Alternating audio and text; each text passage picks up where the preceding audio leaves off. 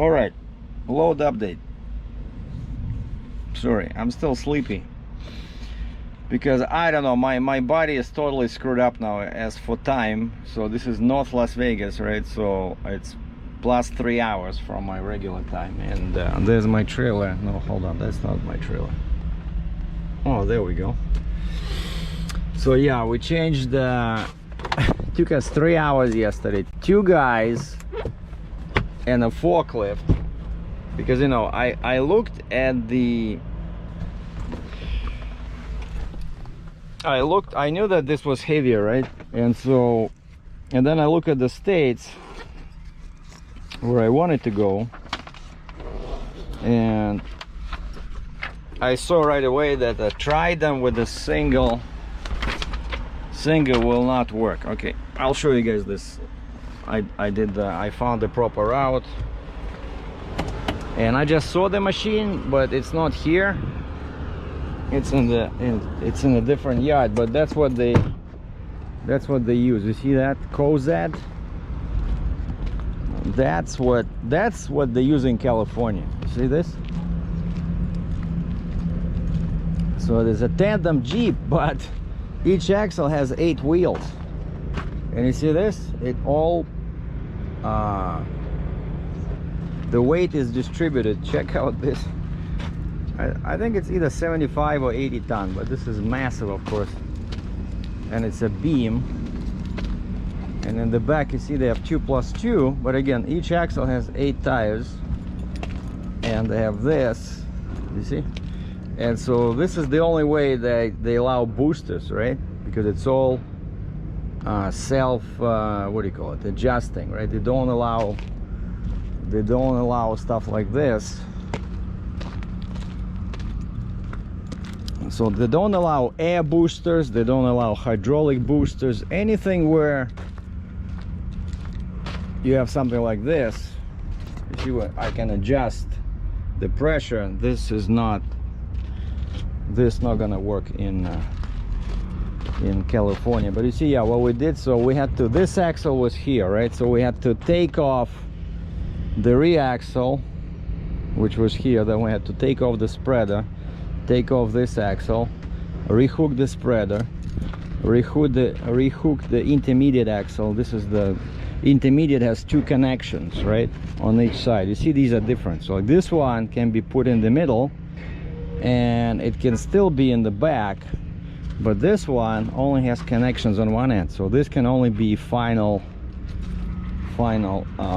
axle. And then we rehooked all the pins, all the hoses. This was a lot of work.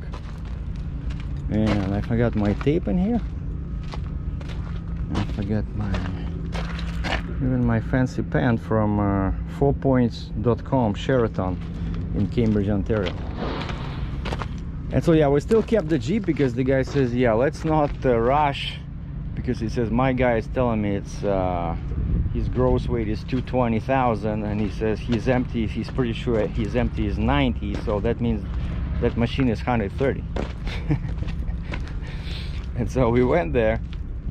He drove me across the street to see the machine. And here's the picture. Here's 2 pictures I took with my iPhone. So not kind of like art quality, but you know, so it's not my Nikon, but you'll get the idea. So here's the 2 pictures.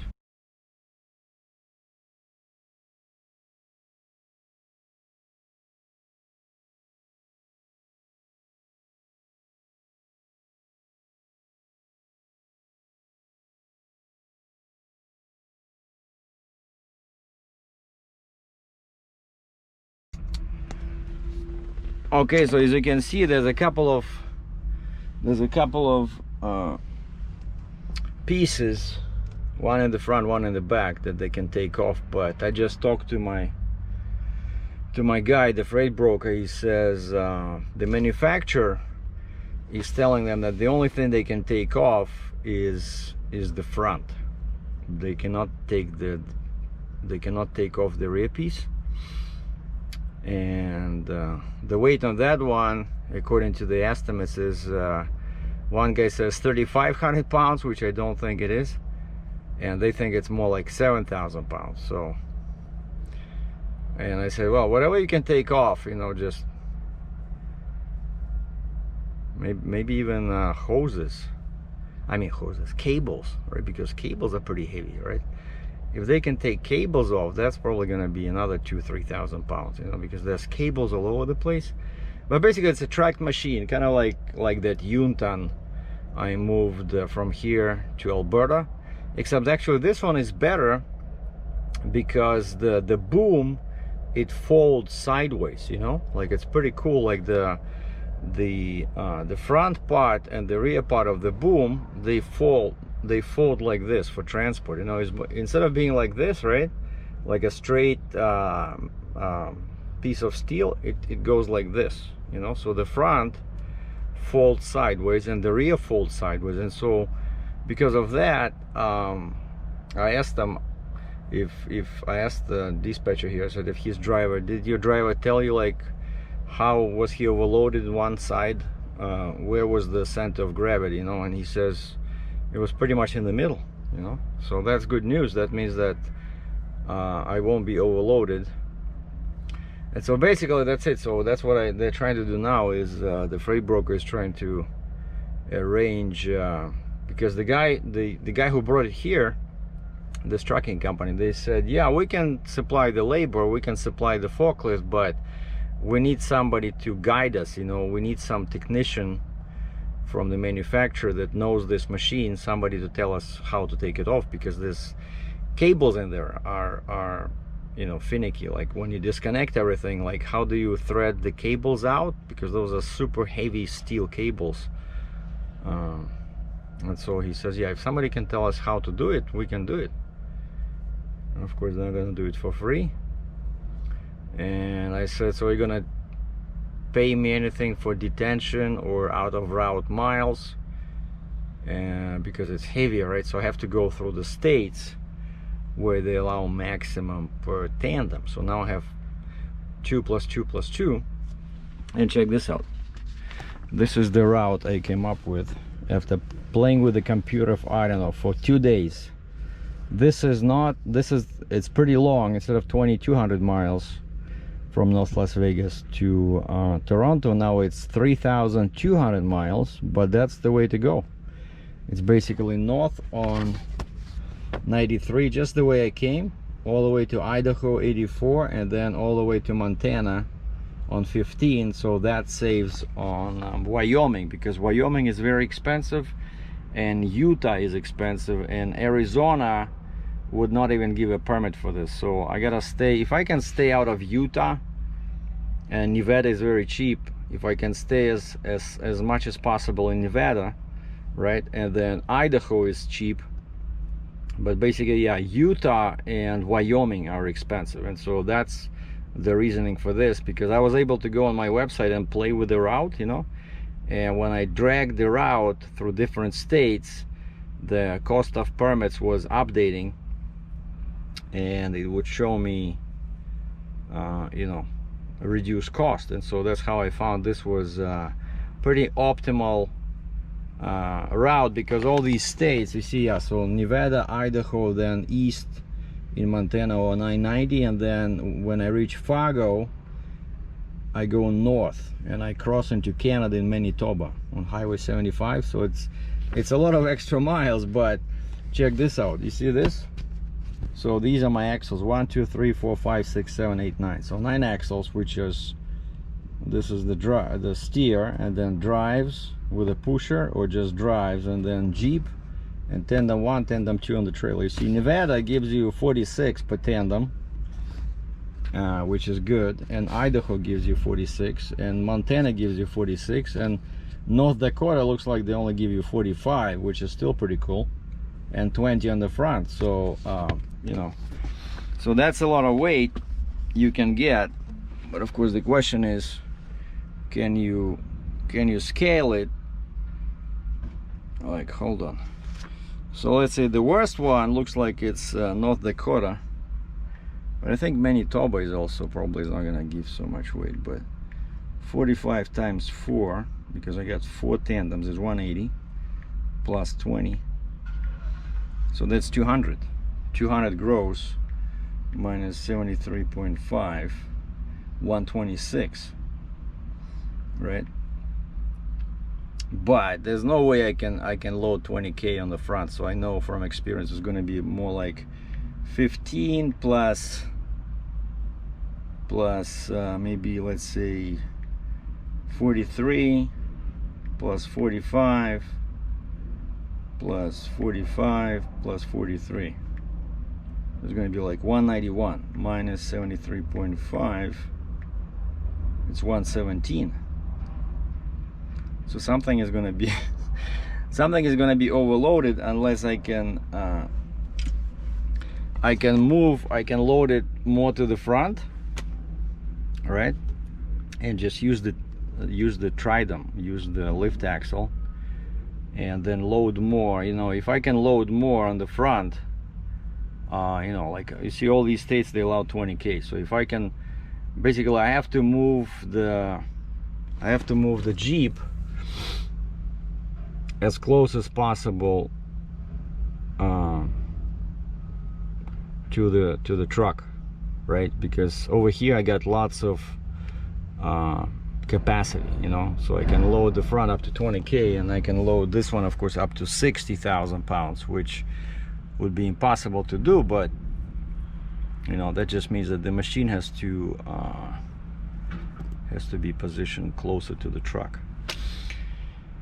And so yeah, that's what we're doing. So Wednesday, right? So I thought yesterday I thought I would set up everything, unload the Jeep, but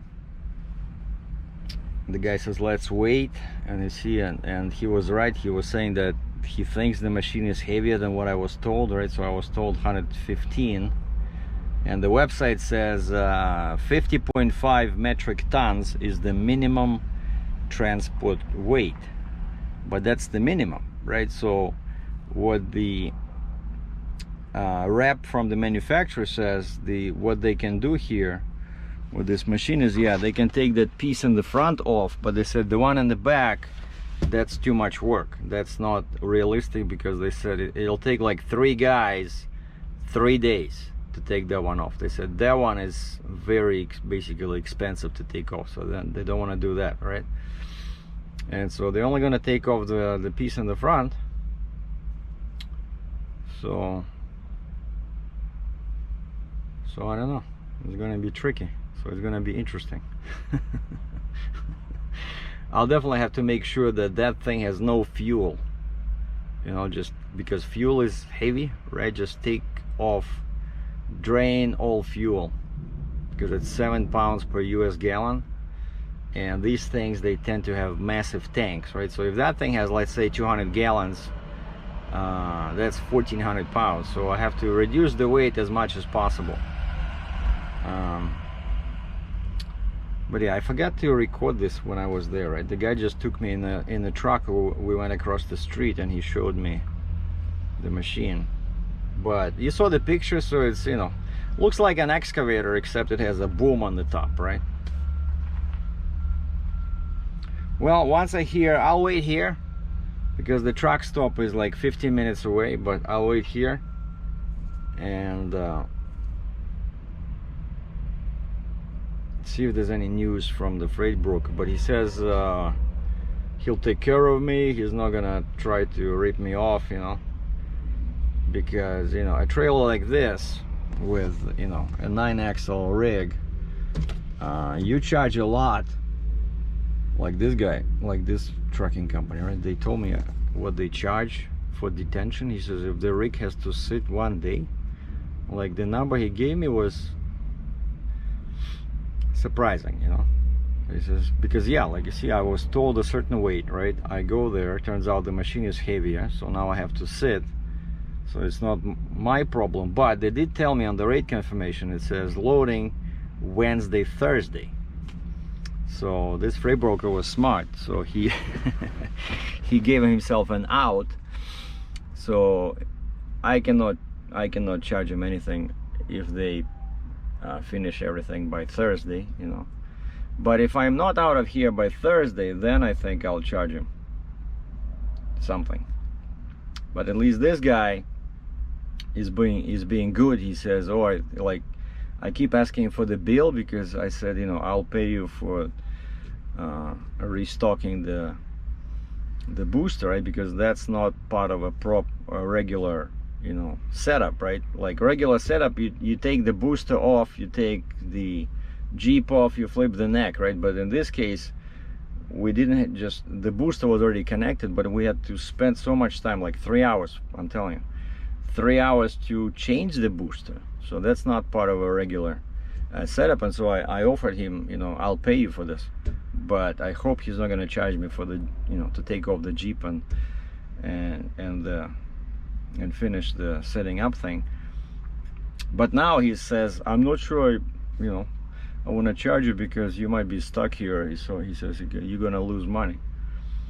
So nice guys over here. It's so it's a big local company here in Las Vegas. So they have all kinds of trailers, and pretty much all their trailers are like that. They probably have a few of these Kozad or Murray, because they always go you know, back and forth to the trade show, right? Because that's what Las Vegas is famous for, all these industrial trade shows. And then they do a bunch of local runs where they move the stuff from the exhibition center to the storage area, you know. So that's a good gig.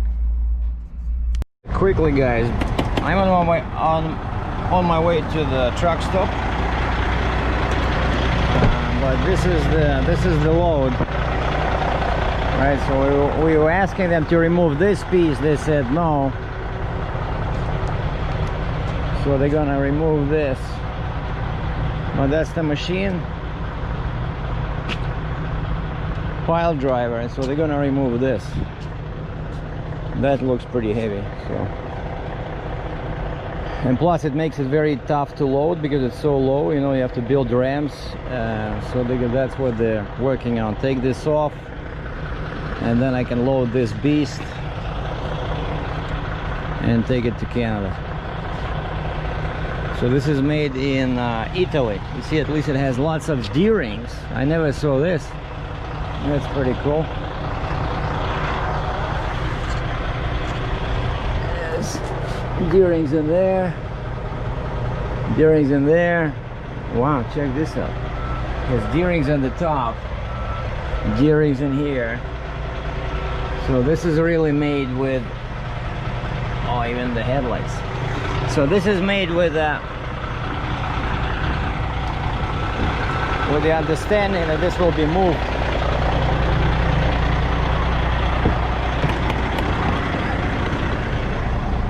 So yeah, the trucking company gave me an idea where to go, closer than Petro. So I'm just going to this small truck stop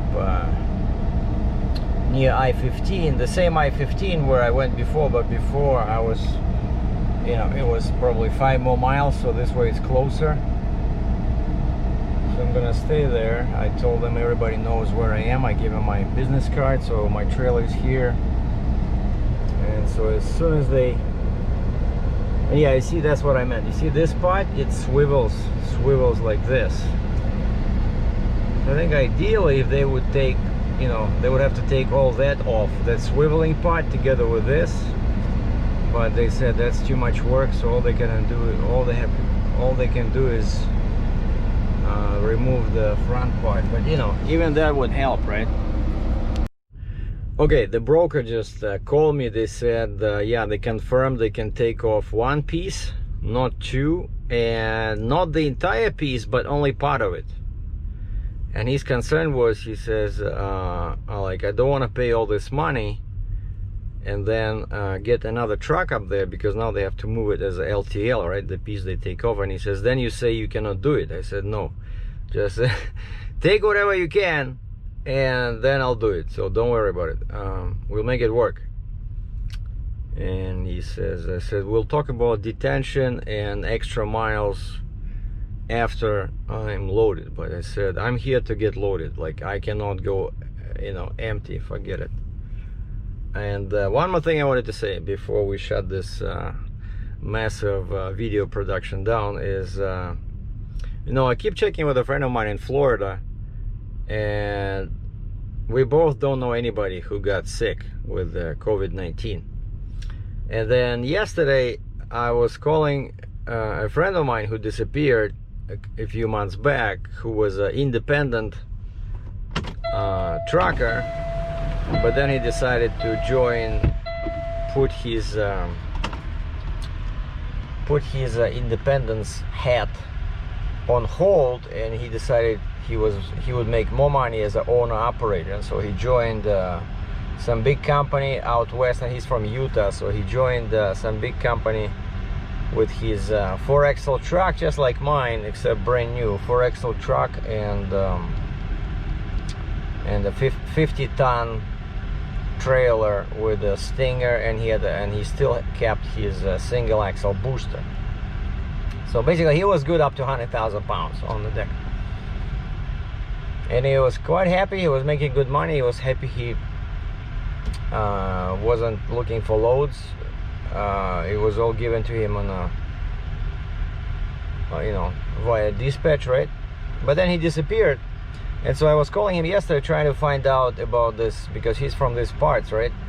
I was trying to find out about, you know, Arizona and Nebraska and Iowa were giving me a hard time on this website where I was trying to price out permits.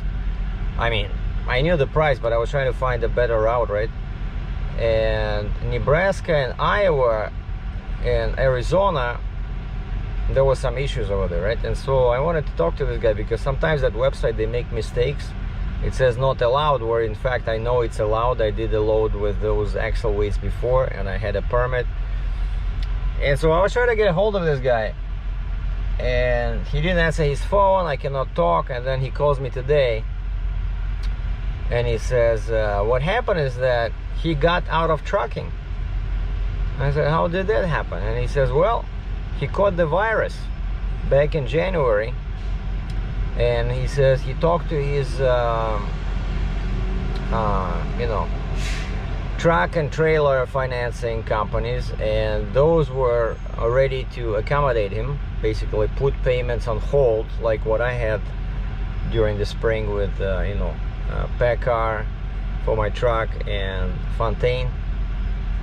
And he says the only problem was the insurance company. Just like in my case, his insurance company said, no, you have to keep paying unless you want to park the truck and just do only fire and theft.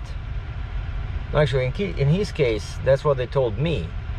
They said, yeah, if you park your truck, they can reduce it to fire and theft only, but you cannot drive. You cannot, if you want to drive and do loads, then you have to keep the full insurance. And I think they told him 10 days. I said, what do you mean 10 days? And he says, well, they told me they can wait 10 days for the payment. Like they can give him a 10-day, you know, they can move the payment by 10 days for the first payment he owed, but it was like more than my payment. And just because of that, he says he talked to his wife, and he says, you know what? I'm a few years from my retirement, and he's pretty much my age, a bit older. And he says, let's get out of here. And so he sold the truck, he sold the trailer, and I was, you know, kind of sad to hear that, because he just got the brand new truck, like pretty much a 100% copy of my truck, because he saw it in the videos, right? He was watching my YouTube channel, and he had to sell that brand new truck, he had to sell the trailer. And now he says he just kept his of course, driver's license. So he says he'll keep driving occasionally for people as a company driver. But you see, basically, once you give up on your independence, that's what happens, right? So he didn't want to be independent. He went to being an owner operator, and then the fate made him quit that too, and now he'll be a part-time company driver. But what do? You know, health is our #1 priority, right? Like if you don't have health, you have nothing, no matter how much money you have. But this is the first time ever that somebody I know personally got sick. And he says he got better. I said, are you healthy now? Like, he said, yeah, I got better, but I don't know what that means. But he said it was pretty bad in the beginning. But now I think it's pretty much over for this guy, right? So, but you see, that's the thing. So some people had to go as far as sell everything and get out of trucking because of this. So I'm gonna leave you guys with that. And so I'm at the truck stop, gonna go and get something cold to drink, maybe grab a coffee from across the street from that McDonald's over there. All right, once I get the email or call from the freight broker that they take off that piece, right, so then I can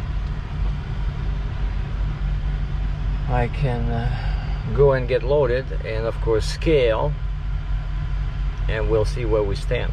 So for now things are on hold, and well, like I said, I'm loading no matter what, so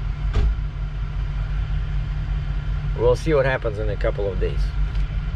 Ciao.